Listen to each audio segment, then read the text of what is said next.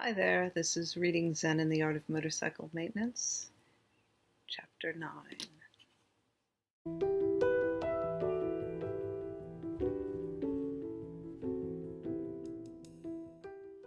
Now we follow the Yellowstone Valley right across Montana. It changes from western sagebrush to midwestern cornfields and back again, depending on whether it's under irrigation from the river. So we're looking at a lot of dichotomies and the back and forth between the two sides of the dichotomy. So this is kind of a nice metaphor for that. I mean, I know it's basic agriculture, but still. Sometimes we cross over bluffs that take us out of the irrigated area, but usually we stay close to the river. We pass by a marker saying something about Lewis and Clark. One of them came up this way on a side excursion from the Northwest Passage. Besides the historic reference, this chapter is interesting in that one of the benefits of Zen and the Art of Motorcycle Maintenance is it's also an introduction to the basic precepts of Western and Eastern philosophy. So I should mention that, as you probably have already seen, Zen and the Art of Motorcycle Maintenance has basically three components. The first one is the travelogue, which, and you could read these independently, I think. The travelogue. The second is Friedrich's pursuit of the ghost of reason, his philosophy, which ultimately results in the metaphysics of quality. And the third is the Chautauquas, these sort of old-fashioned talks that the narrator gives. And it's within the Chautauquas that you're going to find the philosophy primer. So what precedes is a nice way to explain logic for the regular person, for the romantic, let's just say, also, and an example of Pirsig's ability to simplify philosophical concepts. Remember that Pirsig was wrote technical manuals, so he had to simplify concepts. And in the last chapter, the narrator makes an analogy to the hierarchies of thought with the hierarchical mechanical systems in a motorcycle. And in this chapter, he will explain how logic can navigate through these hierarchies of thought. There are two kinds of logic or reasoning, inductive and deductive. Inductive inferences start with observations of the machine and arrive at general conclusions. For example, if the cycle goes over a bump and the engine misfires and then goes over another bump and the engine misfires and then goes over another bump and the engine misfires and then goes over a long, smooth stretch of road and there is no misfiring and then goes over a fourth bump and the engine misfires again, one can logically conclude that the misfiring is caused by the bumps. That is induction, reasoning from particular experiences to general truths. Deductive inferences do the reverse. They start with general knowledge and predict a specific observation. For example, if, from reading the hierarchy of facts about the machine, the mechanic knows the horn of the cycle is powered exclusively by electricity from the battery, then he can logically infer that if the battery is dead, the horn will not work. That is deduction. These two forms of reasoning sort of weave back and forth, and when they are performed correctly, you could say that that is scientific method, or at least to have a paradigm of how they perform optimally to actually come to a conclusion is scientific method. But this interweaving of the two modes also reflects the other dynamism between other duality, going back to the two kinds of topography depending on the dynamic quality of water. And it's this harmonious back and forth that is reflected as a theme throughout the book, between classic and romantic at this point, but we will see this mechanism in action in other arenas and later in Lila, of course. But scientific reasoning is purely classical, not a romantic bone in its body, at least it's not supposed to have. It is a back and forth between a duality, but a duality that's contained within the classic mode. Scientific method is to be used to take these back and forth. You can have these two forms of reasoning in just about any form of problem solving, and that's how you solve problems, but this takes it up a notch. This sort of manualizes it, let's just say.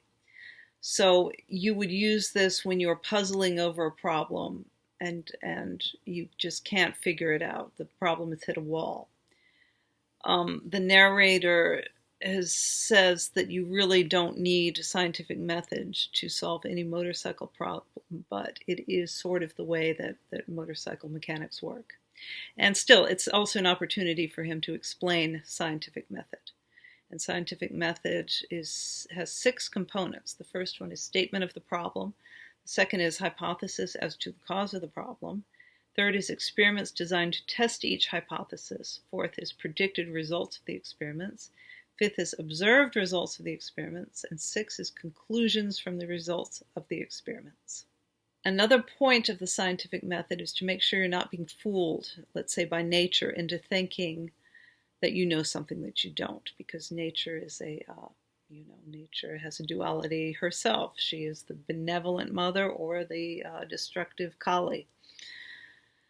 So one must be extremely careful and rigidly logical when dealing with nature. One logical slip and an entire scientific edifice comes tumbling down. So regular people and romantics think that number 3 is the science, and that would be experiments designed to test each hypothesis. So the experiments to a person just seeing surface stuff, it's the test tubes and all that. Part 3, that formal scientific method is called experimentation, is sometimes thought of by romantics as all of science itself because that's the only part with much visual surface. They see lots of test tubes and bizarre equipment and people running around making discoveries. They do not see the experiment as part of a larger intellectual process, and so they often confuse experiments with demonstrations, which look the same. He's funny. He makes fun of romantics, but he gets it right. But he has a real soft spot for them too, as you know. His friends with romantics. If you are conducting a real scientific experiment, you don't know what the results will be, and getting it wrong is not failure. Getting it wrong is part of science. A motorcycle mechanic who honks the horn to see if the battery works is informally conducting a true scientific experiment. He is testing a hypothesis by putting the question to nature. Skill at this point consists of using experiments that test only the hypothesis in question, nothing less, nothing more. If the horn honks and the mechanic concludes that the whole electrical system is working, he is in deep trouble. He has reached an illogical conclusion. The honking horn only tells him that the battery and horn are working. To design an experiment properly, he has to think very rigidly in terms of what directly causes what. This you know from the hierarchy. In this chapter, he's going to take the initial problems, the misfiring of the engine, and use that to illustrate how to use, let's just say, scientific method in determining what the problem is, which is what a good mechanic does. And the true point of all this, this back and forth, this scientific method, is to demonstrate how good mechanics work. Observing them to the untrained eye, though, can seem perplexing. An untrained observer will see only physical labor and often get the idea that physical labor is mainly what the mechanic does. Actually, the physical labor is the smallest and easiest part of what the mechanic does. By far the greatest part of his work is careful observation and precise thinking. That is why mechanics sometimes seem so taciturn and withdrawn. I'm sure you've seen that. When performing tests, they don't like it when you talk to them because they are concentrating on mental images, hierarchies, and not really looking at you or the physical motorcycle at all. They're using the experiment as part of a program to expand their hierarchy of knowledge of the faulty motorcycle and compare it to the correct hierarchy in their mind. They are looking at underlying form. So if you're like me and you hear about these high speeds that these middle-aged people are achieving on their motorcycles with a kid in tow, no less, you feel kind of this sustained ill of ease when you read about the actual writing. I mean, in a way, it's exhilarating, exciting, interesting travelogue, but there's this undercurrent of, oh God, what's going to happen? So no accidents so far, but on day 4, today, they get close.